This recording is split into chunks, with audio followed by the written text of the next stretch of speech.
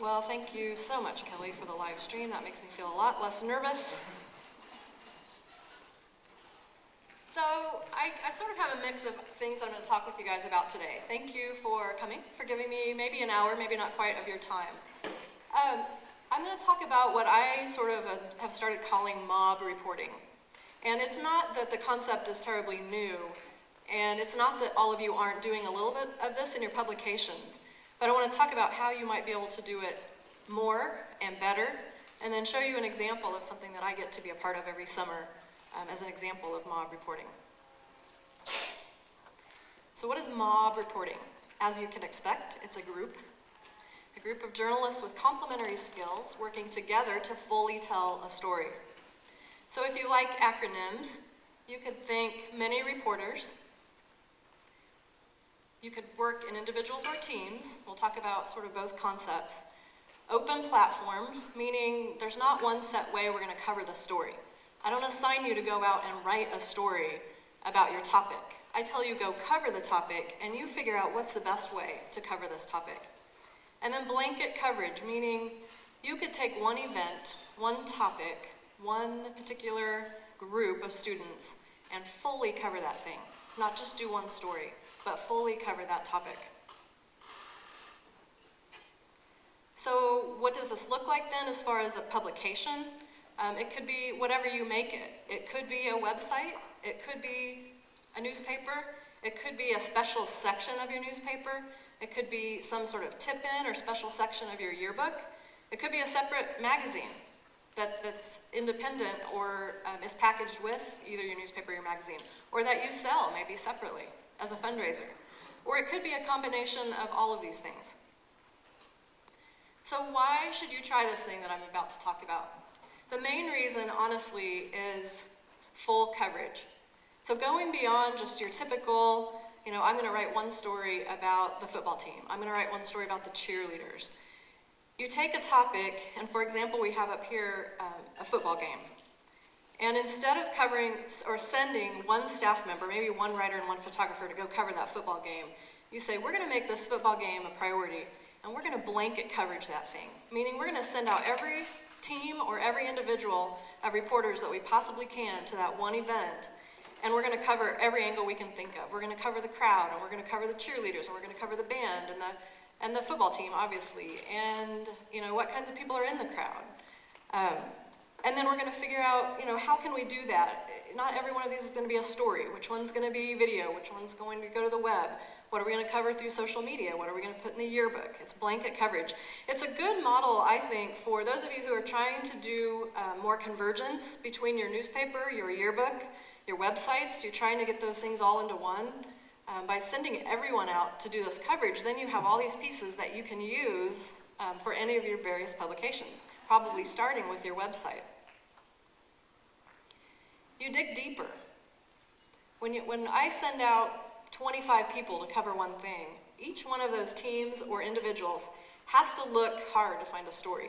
They can't just cover it at the surface level. They have to find multiple angles, new perspectives, so they're digging deeper. And why should you try it? Because Amy said so? You'll work hard. If you do this right, you'll work really hard and you'll be rewarded. You'll see the efforts in your publications, in these special publications that you produce, your special sections.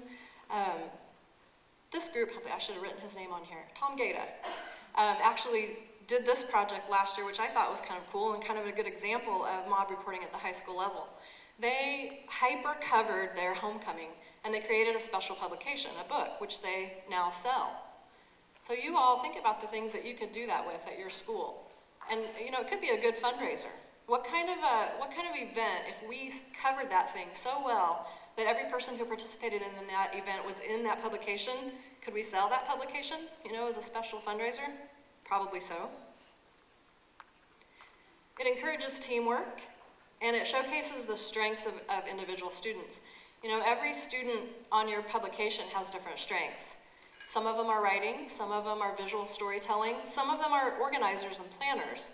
And a project like this allows each of those people to have a place and just practicing good collaboration and teamwork. It's fun.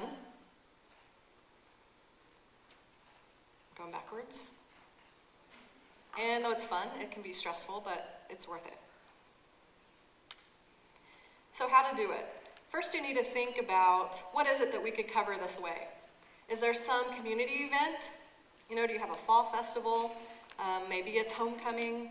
Maybe it's some other kind of event that many of your students participate in or all of your students participate in. Is there a large construction project or do you have a new school opening in your district? Anything, any topic that's big enough that there are multiple stories to tell within that topic could be something you could use for mob reporting. Or just a regular school day.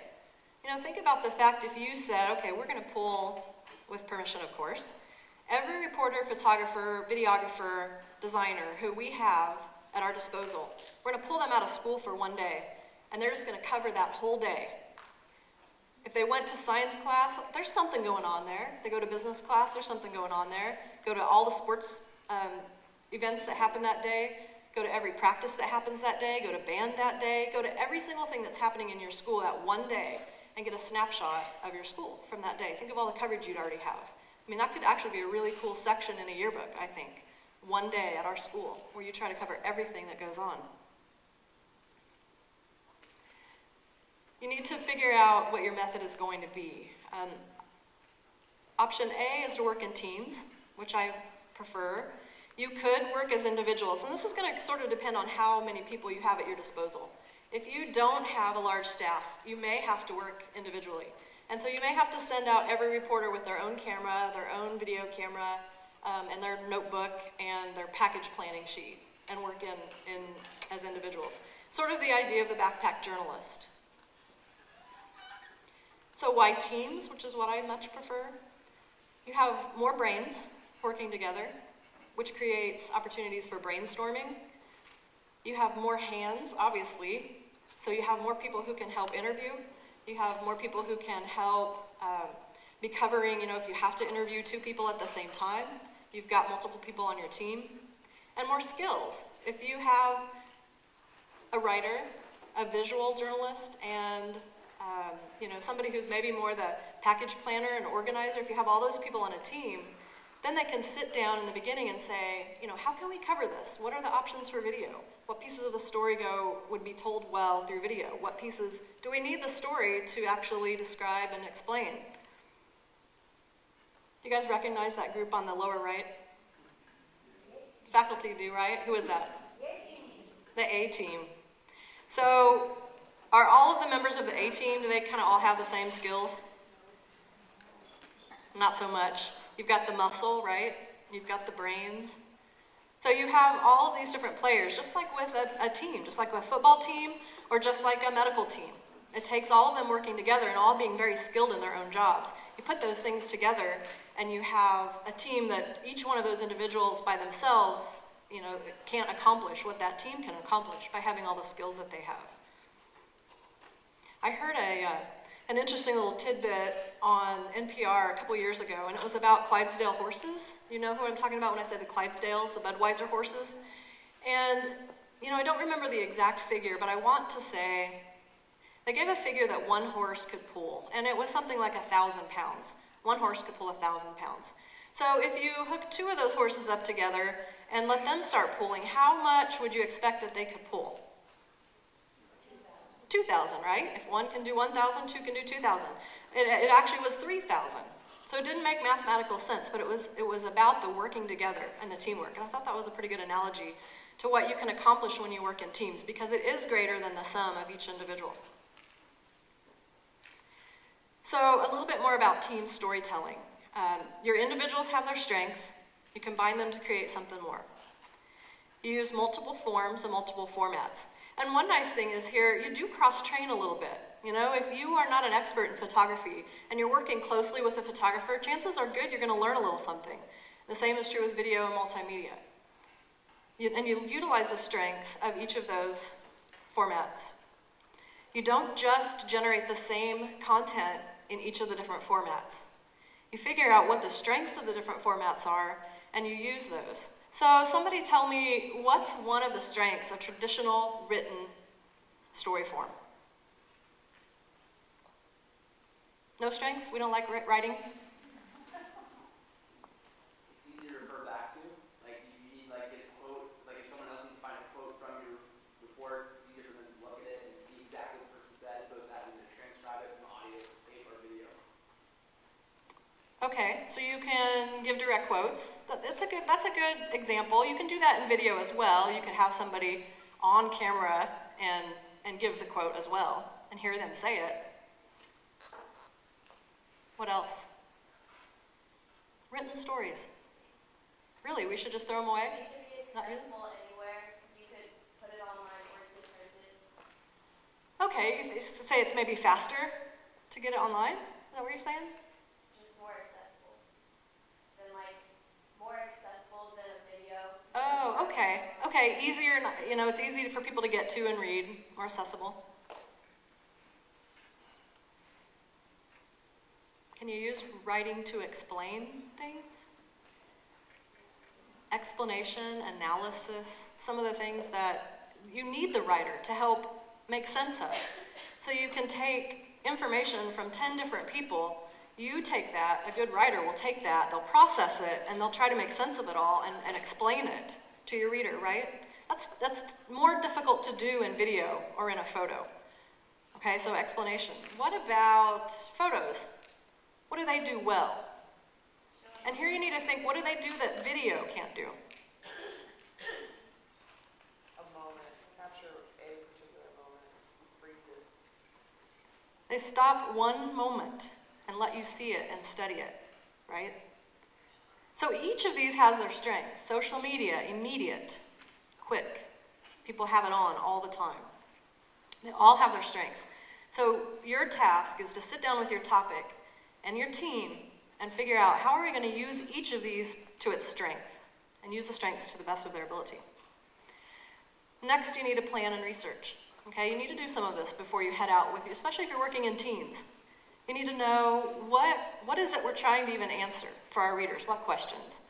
And what are some of our storytelling options that we have? We have quick reads, we have video, we have web, we have the newspaper, we have the yearbook, we have photos. Okay, think about your options and think about how we're going to tell all these pieces of the story. And then just do it. So you have your teams, you have your topics, you have your day or you have your event, and you head out and you cover. So the more fun part of what I get to talk to you about is a project that I have had the pleasure of being a part of and leading for the past 4 summers. 4 summers ago, we did it wasn't even called the Flint Hills Media Project at the time, but I had a colleague and I decided to take a group of students and cover this event. And it's an event that looked like this. It is, let's go back, it is a symphony concert out in the pasture. It's called Symphony in the Flint Hills. Have any of you heard of this? And they sell tickets, and they sell out within minutes of going on sale, about 5,000 tickets every year for people to go to a concert out in the pasture. And their mission is to educate people about the Flint Hills and the tallgrass prairie and how important that is. So they bring people out to one of these pastures to let them see it and experience it, and then they have educational kind of stuff that they do sessions all day that people can attend. And we never saw really any media coverage of this thing. So we just decided, let's take some students, we'll cover the event, and we'll send our stories out to some of the newspapers in the state and see if we can get some of them to run them. And we decided we would go ahead and we'll try to do a magazine too. We thought maybe, 50 pages at the most. Well, what we found is that it was such a rich storytelling experience. You've got 5,000 people, you have a symphony out in the pasture, you have a situation where the concert moves around every summer, so it's not in the same pasture every summer, it's in a different part of the Flint Hills. So you have all the communities, most of them are tiny communities, lots of ranchers, small town people, and so we found that we could cover them, and that moves around, so you have a whole different set of people to cover every summer, and we found that it just worked beautifully for practicing storytelling. This kind of shows, excuse me, you guys are in the Flint Hills right now. How many of you live in this area of Kansas, in the Flint Hills? If you live in Manhattan, you live in this area, just barely. Stretches all the way down, just barely into Oklahoma. I know way more about the Flint Hills than I ever imagined I could possibly know 4 years ago. which is sort of a cool aspect of the project too. All of our students who take the project come away knowing about this part of our state and about this ecosystem. So this year, this past summer, we just finished our magazine on last Friday, and this summer it was at Fort Riley, which is just west of Manhattan, okay, just barely in the Flint Hills, but it is very much part of the Flint Hills ecosystem. And so that was pretty cool and a whole different set of challenges too. So just showing you a little bit about what the Flint Hills looks like, what the concert looks like. This is sort of from a hill way across a road to kind of give you a view. They set up these tents. There's a tent for food. You see the glow on the tent that is actually the symphony performance. And you see all the people sitting down there watching the concert. They have things such as an instrument petting zoo. So the petting zoo is not animals, it's instruments where anybody, not just children, although that's mostly who is brave enough to try, but they try out all the instruments from a symphony. So this is what it looks like when our students, this was actually a first walkthrough 2 summers ago. Carrie, are you in this picture? Yeah. Oh yeah. Brown shirt with the camera strapped over his shoulder. You know, city students, city kids learn how to crawl through barbed wire fences. We get good at going to the top of hills to get cell phone reception. We work out of a tent outside. This year we had the luxury of having an inside space too because we were at Fort Riley. So it was much easier. The first 3 years we absolutely had to figure out how to get stuff sent to newspapers who were on deadline for Sunday. So, and the event was Saturday, and the concert started about 6:45. So usually by 8:30 we've got a deadline to have content, both photos and stories, to places like the Lawrence Journal-World and the Wichita Eagle. And we have to figure out how out in the middle of a pasture with very little cell phone reception to get that content sent. Problem solving, critical thinking. Our students just learn about small towns. They, you know, I grew up in a small town, so it's not new to me. It's not new to me that older gentlemen drink coffee in the morning. If they don't have an establishment, they find a place. They find a place and they all meet, right? And they congregate and they have coffee and they talk. I don't know what they talk about. We very much follow the team effort plan. We group students. This year we did groups of 4. I think the previous year we did groups of 3, separating people by, grouping people by their strengths, so that every group had someone who would consider writing their strength, someone who would consider photography their strength, someone who would consider video their strength. That's the goal. And this year, then the 4th person, I tried to make sure there was somebody who considered designing and packaging and organizing. So there was kind of if any of you have heard the maestro approach, it really was similar to that, where there was one person who was not necessarily the team leader. They weren't in charge, but it was their job to keep thinking into package and where are all these pieces going to go? Are they going to go, which pieces are going to the website? Which pieces are going to the magazine? So there's some of our teams. This is 2 years ago.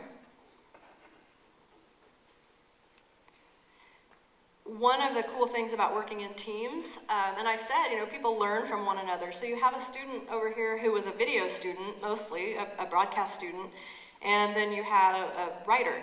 And so they would interview people together, and both said they learned, you know, the girl who was more of a writer learned not to step in front of the camera as the person was trying to collect their video. And most of the video students said they really learned some good interviewing skills from the writers. Here you see 3 people working together to conduct an interview. Small towns. This is a little town called Bashong. Have any of you heard of Bashong? It's in Lyon County, close to, not too far from Emporia. Pretty close to a ghost town. So this is a couple of our students interacting with some teenagers they found hanging out in Bashong. Probably population 25, maybe at the most. That was 3 of them. So this was our team this last summer. This summer, a month ago. And our coverage this summer looked like this. We had social media, which was first. Web was second. So that was our second place that content appeared. And then publications in news organizations across Kansas, newspapers, a TV station in Wichita and Topeka, and a Kansas tourism magazine that's not out yet, but we have stuff there. And then a magazine. And this year the magazine looks to be about 160 pages. So start to finish, from the start of the class until this last Friday was 6 weeks.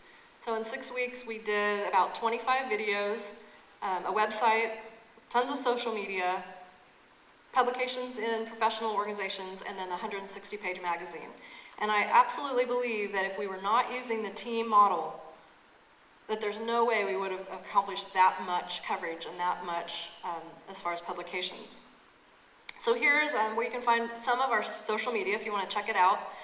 Facebook, Flint Hills Media Project, if you just search that, and then Twitter, we are WSU, FHMP, and then the hashtag really is more interesting because all of our students were tweeting their experiences. So if you search that hashtag, you'll get a good look at some of their stuff. So I want to talk about just a little bit about how our students use social media. They did a pretty good job of that this year. We had, I would say, 2 students who really took that on as they were, that was going to be their thing. And they taught some of our other students how to do it. Those were actually IMC students for us, which means they were advertising and public relations students. So they had a lot more of the strategy in their thinking. So one way, obviously, was that we promoted content. And I think most of you probably do that with your social media. You promote your yearbook and your newspaper. So, the symphony's over, check out our website. So they constantly were sending people to our website. Recently, they've been teasing our magazine, saying, check for the magazine in August. They would throw out some teasers, telling people to check. So this one on the upper right, our students got to go to what's called a redeployment ceremony at Fort Riley. Now that sounds like you're sending soldiers off again, right? Redeployment. It's actually the homecoming ceremony. So they're deploying them back to the fort. And so some of our students got to go to that, and so they promoted some of our coverage here. And if you'll look at the number of people who saw that post, it's like 1,500. And that's because Fort Riley started following us. And so when Fort Riley saw that, then they put that out on their social media, and that share got tons and tons of hits. People were interested in seeing our photos from that redeployment ceremony. People's spouses and, people who had little kids wanted to see that work. They did a little bit of crowdsourcing. So somebody was trying to write the overall story for our magazine about the education efforts, and they found they really hadn't talked to enough people. So they just put it out there, who went to the education stuff? Would you be willing to talk? And again, is it hailing?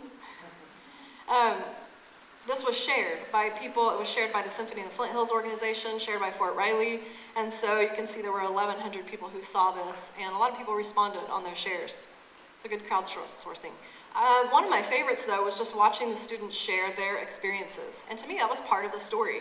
So people who followed our students just got to see what they were doing, who they were meeting, who they ran into, who they were taking photos of, how late they were staying up working, what they were up to. This was just this week. Totally beat Amy DeVault in her layout challenge. Little does she know that I did that challenge just to get her spread done that she wouldn't get done. And so she did. I said, I'll race you. Let's see who gets our spread printed out first. Shelby learned how to spell lieutenant. Nice nap. A lot of the end ones were about long hours. The student on the left went and participated in PT, physical training, one morning at Fort Riley. So this was her prepping the day before to see if she could get in shape in one day to go do PT the next day. The group on the right interviewed Dave Lewis, who's the voice of the Wildcats here, because he was the MC that day. So they interviewed him here in Manhattan and took a photo with him. And they also on social media, they sent out little tidbits of content. And really this was just to keep people interested, to give tidbits, give teasers, let them know what our coverage would look like, and to keep them following us on Facebook, to try to get them to go to our website. So little quotes from the day, a few photos here and there, both on Facebook and Twitter. Then they actually this was kind of interesting, they made this infographic just for the web. That infographic doesn't appear in the magazine anywhere, and so they posted that on well, they tweeted it and posted it on Facebook. Kinds of helicopters. So our website, we might go look at that if we have a second, but here's just a screenshot. And this is this website is an example of the responsive design that Kelly talked about yesterday. Was that just last night? Seems like 2 days ago. So you'll see that the labels across the top are wrapping around, and that's because it's responsive. As you get narrower and narrower, the content responds to that and reorganizes. One of the big hits on our website has been the photo galleries. So I might show you one of those if we have a second. People love photo galleries. And I've seen that. I haven't looked at the traffic numbers in the last couple weeks, but in about 2 weeks after the event, most of our content would have 150, 200 hits, and the photo galleries would be up around 600 or 700 per photo gallery. So we just let every person who shot photos out at the event do their own gallery. Vimeo, you can go see all of our videos on Vimeo, and then some of them we post where appropriate on our website.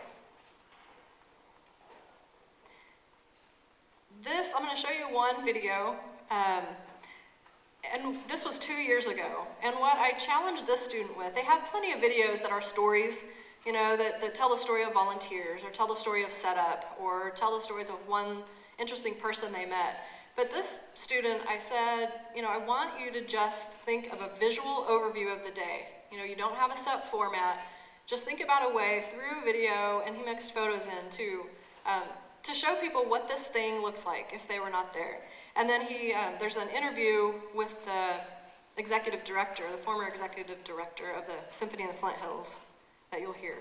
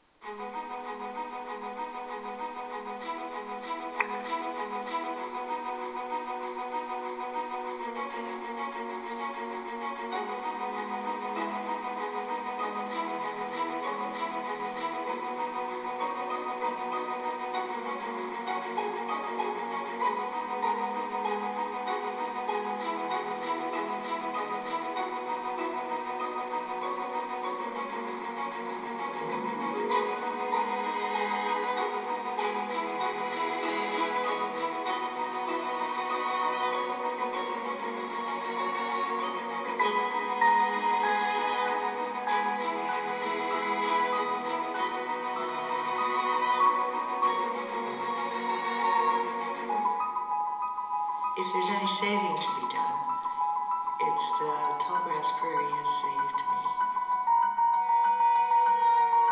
You wait a long time sometimes, and I would suggest to you all that you don't wait. People see the prairie and they think, look at all that empty space. Goodness, we could certainly make some use of it.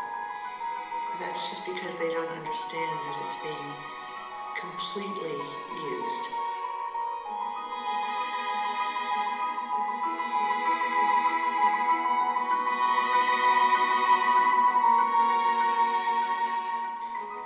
Prairie is an extraordinary life form. It embodies all of the kinds of things that we as a species need to learn. Jim Roy always says it so beautifully when he says there are landscapes that take your breath away, but the prairie gives it back.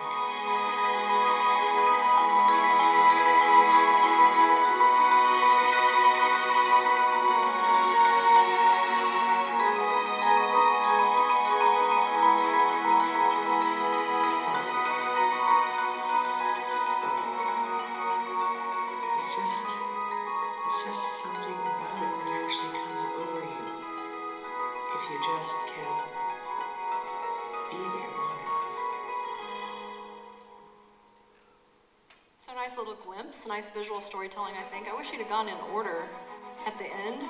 You see sunset, and then it sort of goes backwards in time to light, and then goes back to sunset again. It's one of my only little complaints.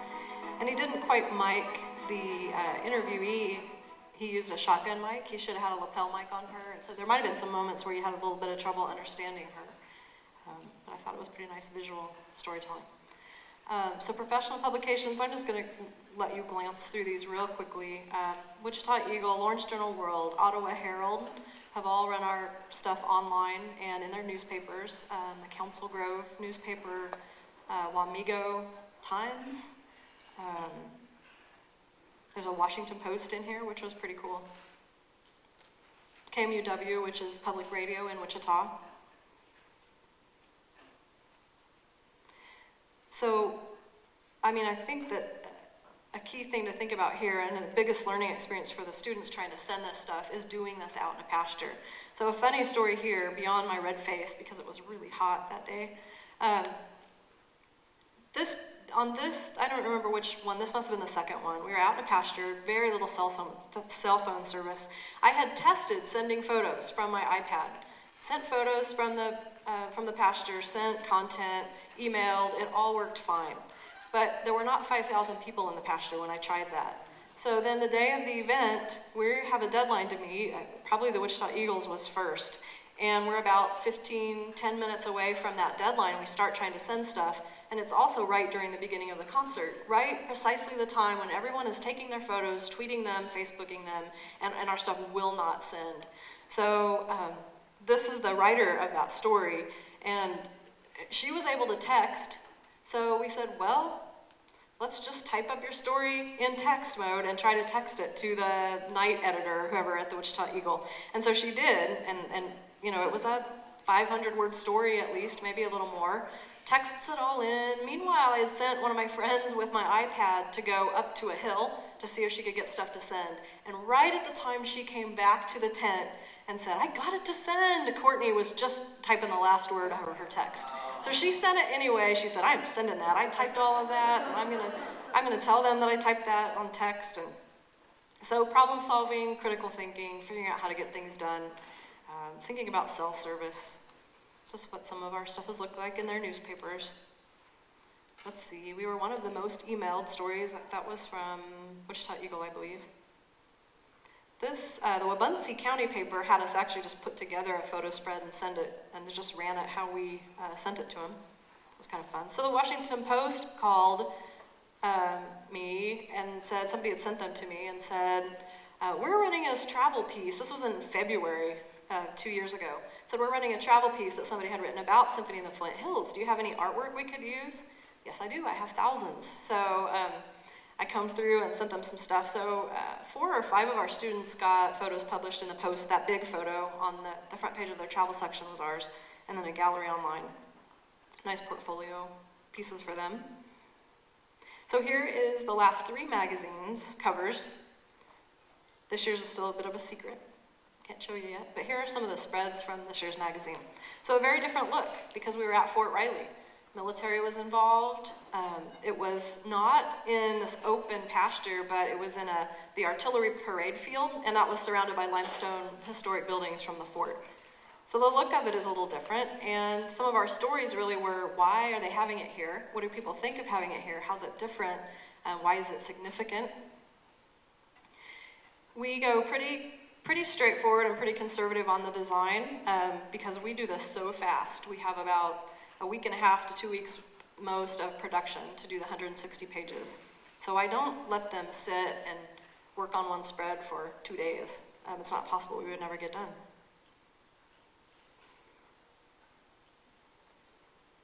That map shows all the different locations that Symphony in the Flint Hills has been.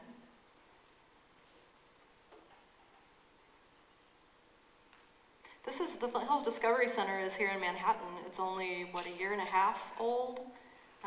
Pretty neat place to visit, especially with kids. This was when our students, some of them went to that redeployment ceremony. And what an awesome journalism experience that was for them. You know, our first thought was, piece of cake. That's gonna be so easy. If you can't make a good photo at a homecoming for soldiers, then you know, there's something wrong, you should throw away your camera. But it actually was pretty challenging because we knew, and the people who took us there told us, you know, when they give the okay for families to go meet their soldiers, you're not gonna really be able to interview them because, you know, they haven't seen these people for 9 months to 12 months. And so our strategy was, what these two students are doing is talking to families ahead of time. There was about a half hour that we were in this building where they had all gathered before the soldiers came in. And so we identified and talked with some families and asked their permission. Is it okay if we basically stalk you, and follow you while you meet your soldier? And we got their names and their contact info during that time. And then when they said, okay, go get them, is what they said. It was chaos, and it was really difficult actually to follow that person who you had identified because there were so many people, and trying to get a good angle with all these different people, so that you can actually get the good shot. It was much more of a challenge than I thought it would be, but it was a great experience. So this is what some of that coverage looks like in the magazine.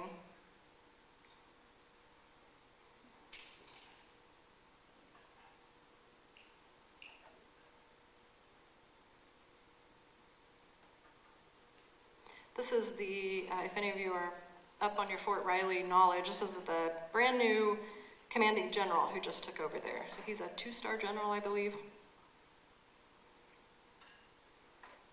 And then at the end of our magazine, we usually do some kind of coverage about us and our story. And I like what they've done this year. They really talked about their use of social media. And they're using social media. There's a few of these sidebars. There's 2 on the next spread. Where they've just pulled the students' social media to help tell that story of what they were doing out there. I absolutely challenge all of the groups every year to try something new. And if it fails, that's okay, because we're going to have plenty of coverage. If one thing or one idea fails, it's all right. So this was the second year, and this was before, we didn't have GoPros in our hands at the time. They may have existed, but we didn't know about them, we didn't have them. And so this guy said, I want to do a time lapse of setting this thing up out in the pasture. So we took one of our oldest cameras that we had in the building. He connected it to a car battery. That's what's in the cooler on the ground. Bought a timer, duct taped the heck out of that camera, and built this little makeshift cover over the thing so that it could sit out there for actually 2 weeks and take photos every minute, I think is what he did. The day of, he sped that up so it took photos more often. Maybe it might have been every 5 minutes when it sat out there for the week. But it came out awesome, and I didn't put that in here, but it's something you can go watch if you go to our Vimeo page. Go way back. It's one of the earliest videos that's probably on that page. One of the biggest takeaways for our students is they get out and they meet and they talk to people who they never would have otherwise. They make friends, they feel connected to these people, connected to these towns, connected to the Flint Hills.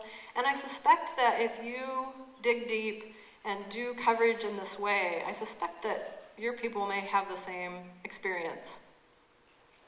Some of the people. This was one of the landowners. The first year, actually, that we did the project, Ed Bass. He's a crazy, wealthy oil man who happens to own a bunch of land in Chase County. And so they got to sit down with him. He hasn't, become a beneficiary to our project or anything, but this is in Americus, Kansas. How many of you know where Americus is? What a great name. The New Breck Cafe. This was a little group of, they're called Marauders, set up. And this was actually in Americus as well. In the bottom right, there's a little sidebar on preparing and eating beaver meat. So, yeah, interesting. Some of the places they've been and told stories. One group came back and said, yeah, we just rode around the pasture. We were in this guy's pickup. He was drinking beer, I think they said, looking at his herd of buffalo. It's great. Some 4-H'ers set up, selling cinnamon rolls for the traffic that was going by on the way to Symphony of the Flint Hills. So many stories that are indirectly related to the event. And that's really where the richness of this project comes in. They get experience reporting out in the field, literally.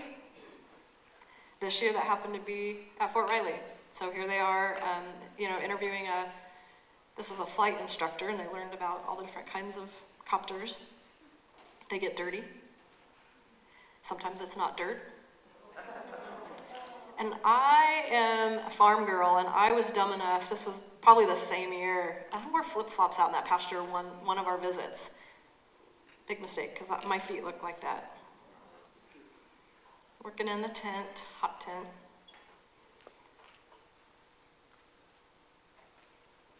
So one of our students, who was an advertising student, decided, I'm going to take, she did the project early on, and she decided to make this a campaign for her advertising campaigns class. And so she's the one who actually developed our logo that we use now. We haven't really used these, but she developed these little concepts. So it's been fun that the project has spilled over into other areas of our school. Lab time, study hall. So do you see the movement in this photo? So Carrie remembers probably at the end of last year, one of the students said, I want to learn, have you seen these animated GIFs or GIFs, whatever you prefer as pronunciation? Have you seen these? I want to do those. That would be so cool. And so that was her thing, you know, and I said this year, try something new. This was her something new, and she made like 3 or 4 of them. They stopped moving. Questions? How did you get the idea to come up with the Flint Hills project? To actually do the thing in the first place? That's a good question. It started, a late colleague of mine, Les Anderson, we taught this project together the first 2 years. And he knew someone, actually he had been to the event and was a volunteer at the event. And that's when he saw how cool of an event it was, and he saw that when he went home, you know, he didn't see any coverage of it in papers. And so he said, we should take some students out and cover it. So the idea was pretty small initially, and has grown as we have seen the kinds of stories. You're obviously Wichita State, but does K-State have anything like this? Like, can K-State students be part of the Flint Hills or Symphony group that takes pictures and stuff? Okay, I'll let somebody else speak to what K-State has. I'm sure that they have similar, I think they did just do a similar project to this. But anybody, our class, anybody can take. It's a college credit, so you know it could be a transfer, I'm sure, to another school. We've had grad students take it, which is what Carrie Conover did last summer. We've had several high school journalism teachers actually do the project in the summer as part of their continuing education credit. Okay, so I can like take it with you guys and transfer it over to KC? You could, yeah. And Kelly, do you have something you want to say? Yeah. Okay. Let me show you just real quickly what our website looks like. So this is the home page, and then as Kelly was talking about yesterday, this just shows you the responsive nature of it, so that it does work fairly well on phones and iPads, tablets, and such. The photo galleries.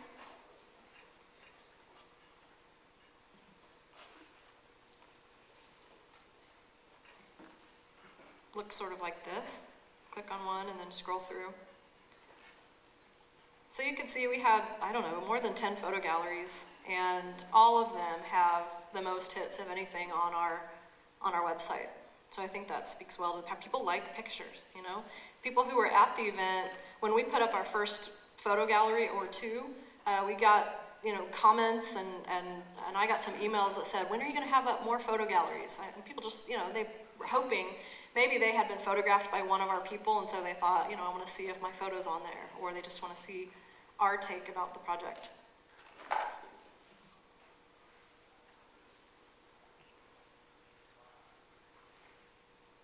Something's not functioning correctly there. That's it. Any other questions before I hop off stage? When we do something like this, we would be representing, you know, our one publication, but it sounds like for the class, they had to shop their stuff in some way to other publications. Since you talked about several places, and then where do you distribute the magazine?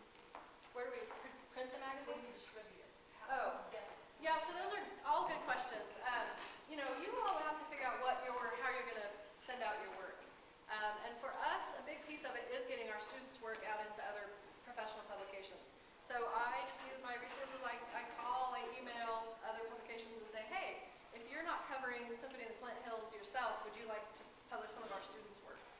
Then we keep a list and we make sure we get all that stuff out on deadline. The magazine is actually paid for by Symphony of the Flint Hills, the organization, and they sell it. They give us, you know, a bunch that we can do with whatever we want, but they sell it, and they probably give some out, you know, to people who potential donors. But they have no, you know, they're not in editorial control of it at all. I mean, I can show them things if I want to, and